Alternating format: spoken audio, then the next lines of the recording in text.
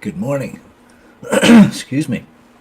Welcome to Just for Today, the time of eclectic reading, sharing of perspectives, meditation, and prayer. I'm Reverend Rafe Ellis, Senior Minister and Spiritual Leader at the newly joined Centers for Spiritual Living Communities of Greater Baltimore and Columbia. Today is November 15th.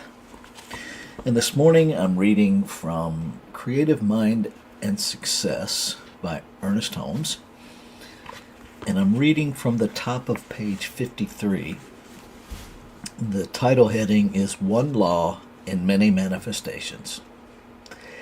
People often ask if the law will not bring harm as well as good. This, excuse me.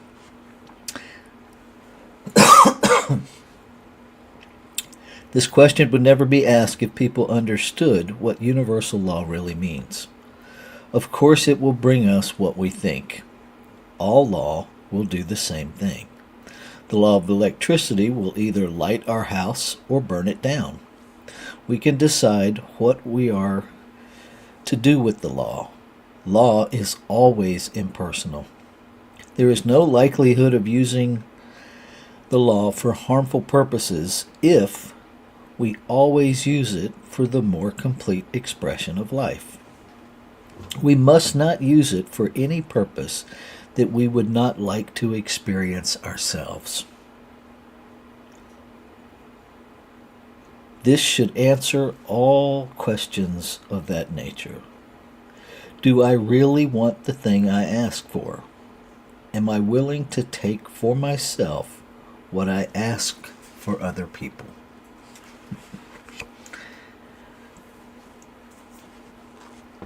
I think we have to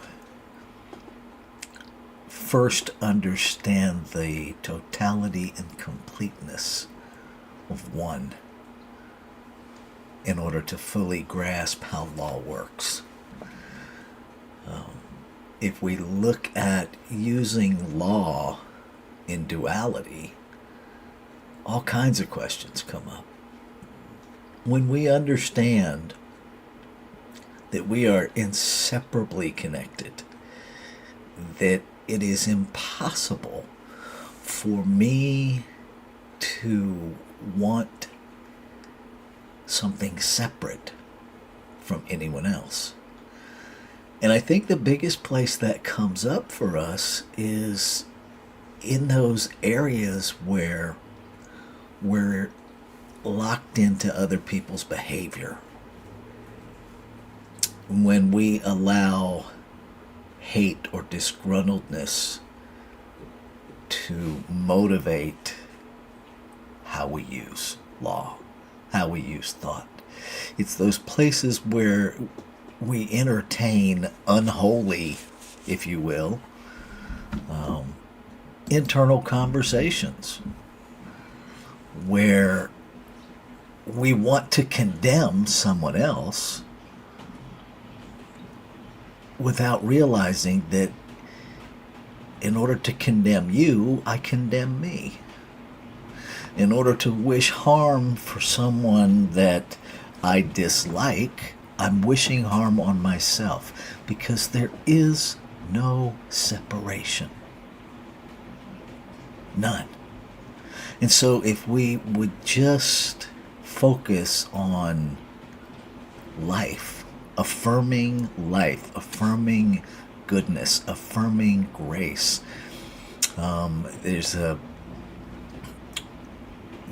Kabbalist, the mystical arm of Judaism, talks about that divine spark within all of creation. And if we would simply focus on lifting that divine spark up in everyone to see beyond behaviors.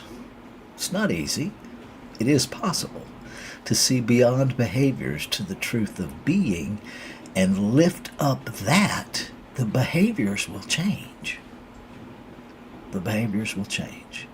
But I cannot wish harm or extend hatred to anyone else without wishing that on myself and extending it to myself. There's just no way to do that because there's only one. and we are just different expressions of it. And as the truth of being is revealed, behavior lines up with that. It's a tricky thing because our whole human experience is based in the concept and experience of duality. And so first we have to navigate that it is just a function. Time, space is just a function in this human realm so that we can navigate the experience of being human. But it's not spiritually accurate that we're separate. And that's the activity of law. It,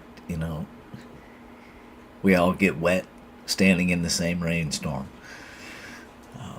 Gravity works the same for everybody. That's the activity of law.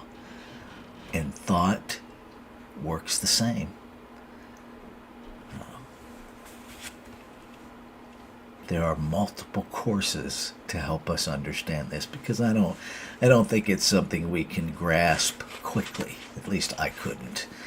And when I'm in the throes of discontent, when something triggers my anger or my fear, I don't always remember this right away. And so that's why we need spiritual community. That's why I need spiritual community, is to help me remember. Because I have a pretty healthy forgetter. So I'm going to read this passage one more time. It's about a paragraph and a half if you happen to have the book. It's right at the beginning of page 53 of Creative Mind and Success, titled One Law and Many Manifestations. People often ask if the law will not bring harm as well as good. This question would never be asked if people understood what universal law really means. Of course, it will bring us what we think. All law will do the same. The law of electricity will light our house or burn it down. We decide what we are to do with the law. Law is always impersonal. There is no likelihood of using the law for harmful purposes if we always use it for the more complete expression of life. We must not use it for any purpose that we would not like to experience ourselves. This should answer all questions of that nature. Do I really want the thing I ask for? Am I willing to take for myself what I ask for other people? So let's take that into our 5-minute meditation practice.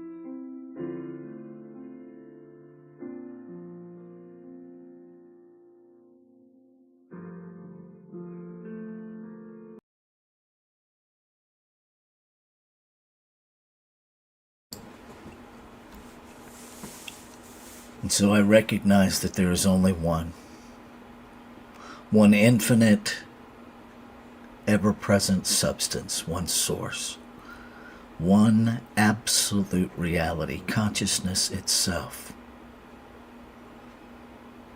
infinite possibility, unformed and formed, always expressing itself as newness, as life unfolding, as evolution. Always one. And I recognize that all life is this one, expressing itself in the multiplicity of form and function, multiplicity of places and things, multiplicity of personalities, each a center of creation, each fully empowered with the creative process, law acting upon every thought that each thinks, every belief that each holds. And so I claim and affirm that each of us is that and is awakening to the truth of our being. We are awakening to the power of creation expressing as each. We are awakening to the wholeness, the oneness, the completeness, the perfection of being. So that the beliefs and the desires that we hold, that move consciousness into expression, that move consciousness by desire into the activity of law, are in alignment with the truth of being. That love is the motivating factor. That peace is the motivating factor.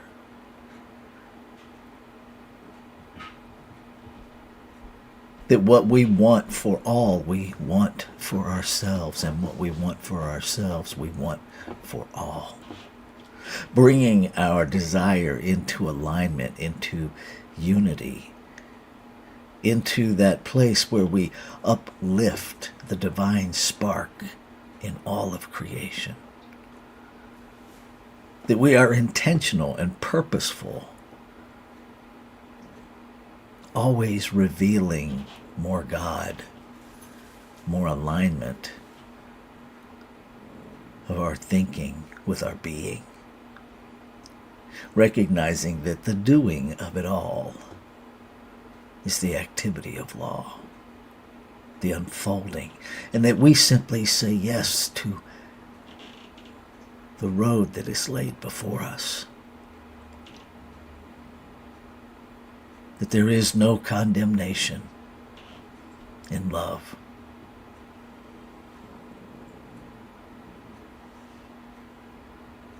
And I am grateful.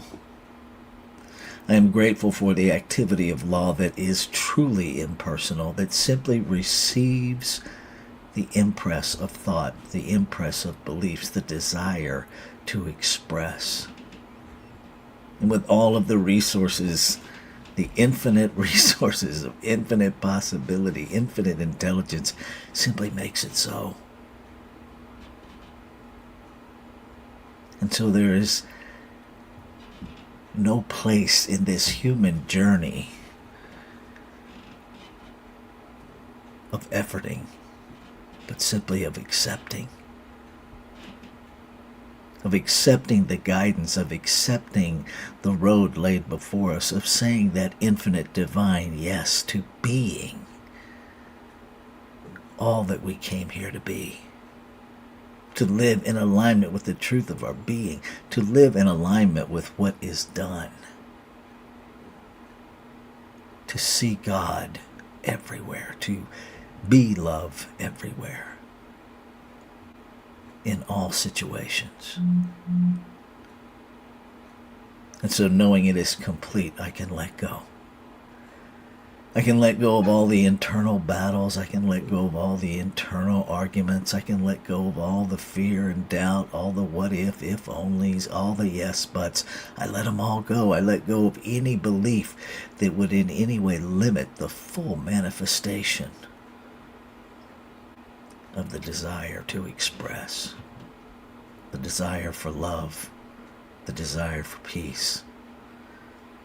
I let go of anything and everything that would impede a full expression of that, knowing that law's got it handled.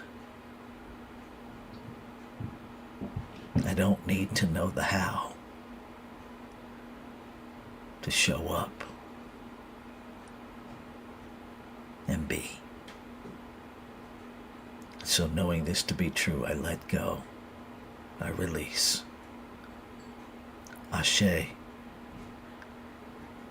Shalom. Aho. Amin. Amen. And so it is. Namaste.